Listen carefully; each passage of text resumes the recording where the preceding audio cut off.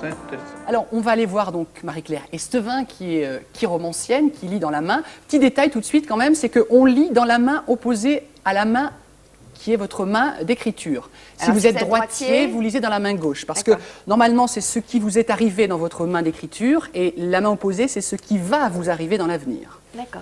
Voilà. Alors, on y va, et après, je vous donne plein de petits trucs, direction un cabinet de chiromancie. Sois chargé d'or ou brûlé par le vent. Demain, ça devient implorant.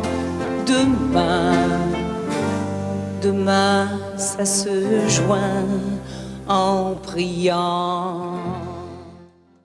Alors voilà, ici nous avons la ligne de vie. La longueur n'a pas d'importance parce que des fois on dit si la ligne est courte, c'est-à-dire qu'on va mourir. Bon, ben, heureusement que non, parce que sinon il y aurait de quoi affoler beaucoup de gens parfois. Quand il y a plein de petites ramifications, ça veut dire quoi? Qu'il y a des petites complications, c'est ça? Au niveau de la ligne de vie, oui. Il est possible qu'il y ait un petit souci au niveau d'un genou. Hein, vous avez eu, c'est déjà fait. Bon, voilà. Et tout ça, c'est des petites embûches, mais rien de grave. Pourquoi? Parce qu'ici, voyez-vous, vous avez la ligne de protection, près de votre ligne de vie. Ici, nous avons la ligne de tête, vous voyez, qui est très longue, qui finit un petit peu en fourche. Ça veut dire que vous avez des talents de comédien, de communication. Alors, tous les petits traits qu'il y a, ça veut dire que parfois vous réfléchissez trop. Ensuite, ça, c'est la ligne de cœur. Celle-ci, c'est la ligne de cœur. Alors, plus la ligne est profonde et on la voit bien, vous voyez, elle est un peu rouge même. Donc j'ai un cœur.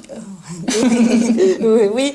Et dans votre cœur, on voit que vous êtes quelqu'un de très sentimental, de très profond. Ensuite, ici, l'index, il est un peu tordu et ça, c'est le signe des artistes, des gens sensibles et qui ont de l'intuition.